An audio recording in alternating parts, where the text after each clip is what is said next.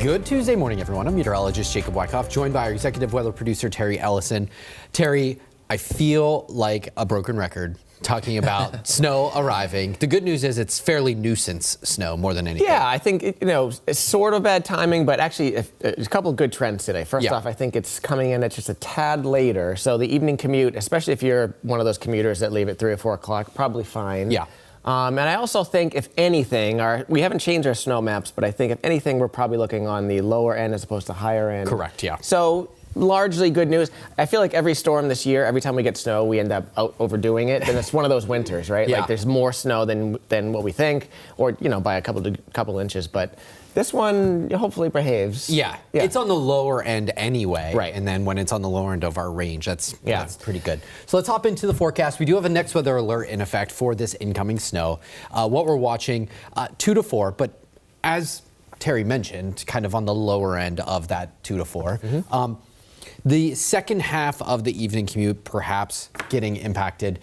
I think the best chance to see impacts will likely be along and north of the Pike as you go into Middlesex County, into Essex County, and then into parts of southern New Hampshire. This has really been like if there was a bullseye jackpot zone, it would be more northern New England versus us here. Yep, and not obviously great news for ski areas. Yeah. Those folks getting 3 to 6 at least up that way. But yeah, and as far as southern New England, I think the northeastern part of the state should, if anyone's going to get up to 4, the higher end of the mounts is probably going to be them, and we'll show you in a minute just why, because most of the precipit's going to end up there. But here's local radar right now. You can see sort of just, here's the interesting thing. Right now it's just sort of a strip of snow. Yeah. And most models are saying, yeah, we see that strip, and that's going to come through early this evening, but there's going to be more developing behind it, which I would like to see it on radar. Yeah. Because if that doesn't develop, this is really just going to be like an hour or so of snow and then it's done. But we do trust it's going to happen. Yeah, it will fill in as far as what our models are thinking, and this is what our futurecast shows. So we're dry, we're clear right now.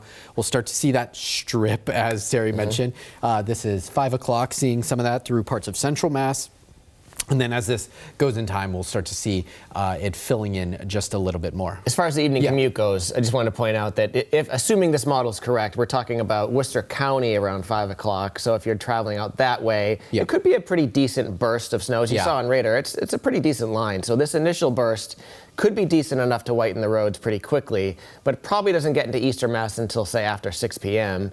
And then here's where you see the model starts developing more action behind it, and this is where we get the snowfall totals up to, say, 2 or 3 inches. I'm intrigued by the southern half of this storm because, depending on where that rain-snow line sets up, we could see a little bit higher. We have a coating to 2 inches. I think we could see that if it stays just cold enough. You see that last portion changing over to some rain, perhaps even some freezing drizzle on top of the snow.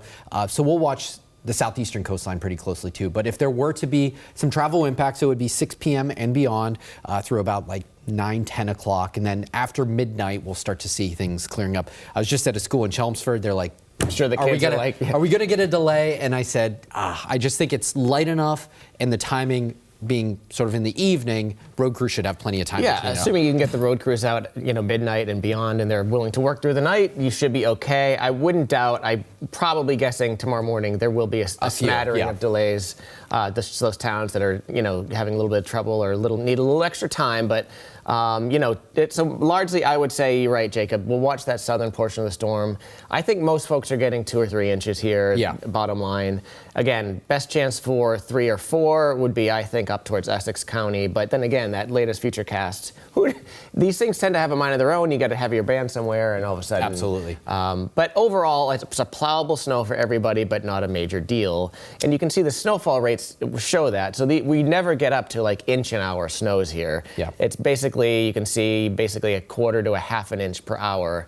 And so easily, road crews keep up with it. The roads will be white, but again, shouldn't be all that treacherous this evening. Yeah, so road crews, when I talked to them, they said between about a half inch and an inch is what the max they can keep up with.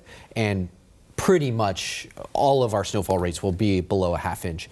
As far as our snow through this evening, you see as we go in time, by let's say 7 p.m., we'll get a half inch, and then by 10 o'clock, you're picking up that 1 to 2 up to 3 inches in some spots. Yeah, and this model actually highlights that northeastern part of the state with a little bit more. So again, that seems to be the best chance. Oddly enough, that was the best, the highest number from the last storm. So they're just sort of the bullseye as of late. Let's now focus on. There's a warm-up coming. There is. Interestingly enough, as of right now, this is the coldest first 9 days of February since 2015.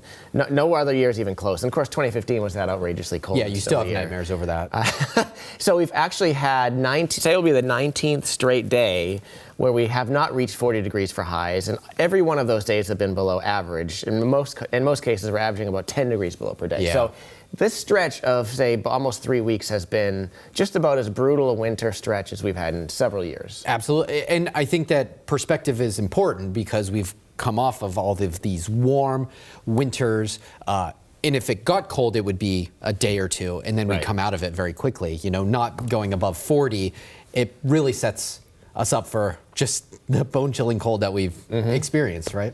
But it looks like we are about to come out of this sort of winter hibernation period. And again, these by no means are these temperatures, we're not jumping into the 50s yet, but at least, again, it's a slow burn here. We're making progress. We're mid to upper 30s. We may even touch 40 in a few towns on a couple of these days. So again, the melting will commence, and the real Arctic bitter cold may be a thing of the past this winter. Yeah, the shots of Arctic cold are definitely more fleeting as we go later and later into the season, and that's kind of what we're seeing pattern-wise. And you're going to notice our snowpacks in the backyard are going to be cut in a half, I would say, in a lot of spots by the time we get through the weekend. Yeah, we've already done a lot just from the snow sort of compressing over the last couple of weeks. Yeah. We've certainly lost. We had, of course, 2 feet of snow. It's probably down to maybe half just out of compression and some sublimation.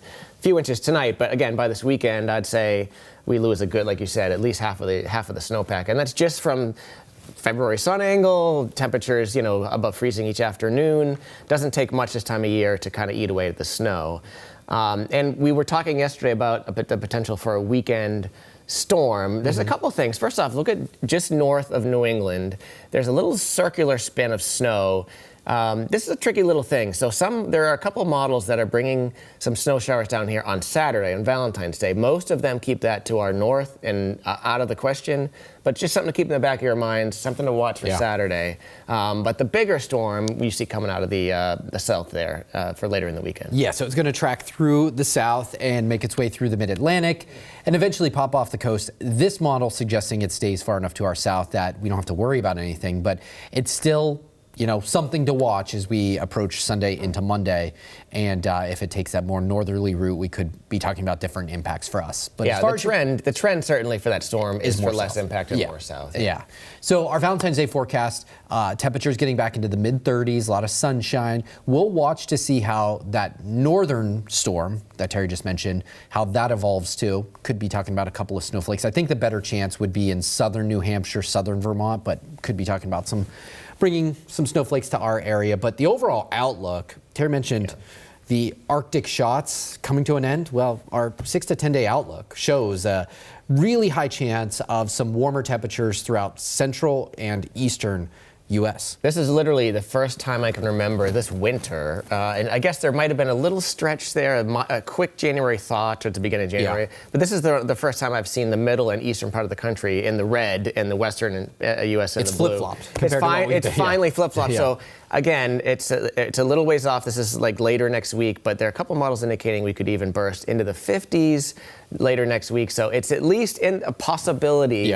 But like you said, whether we hit 40s, 50s, there are no Arctic outbreaks coming at least. So we can hopefully put that part of the winter to bed. Yeah, so our average temperature is in the upper 30s, low 40s over the next 7 days. We're still below average. We're just not as far below average.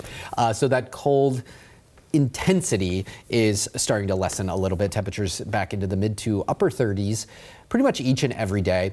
We're watching today, this evening, for a chance of snow. We're watching that Sunday into Monday for a chance of something as well. But latest trends keep that to the south. Yeah, so we are moving along here this winter. We're about 4 weeks away, I want to say, from daylight savings time beginning, turning the clocks ahead. It's like March 8th or something like that? Yeah, so to me, that is the true start of spring in my mind. Yeah. Like once the sunsets get to 6:30, 6:45, Totally. sun angle's up there, so we're getting there. But again, tonight, if you're traveling anytime after 5 or 6, you want to take it easy, especially if you're earlier in the commute out towards Worcester County. Yep, and if you are watching on YouTube, make sure you like and subscribe. We always appreciate your viewership.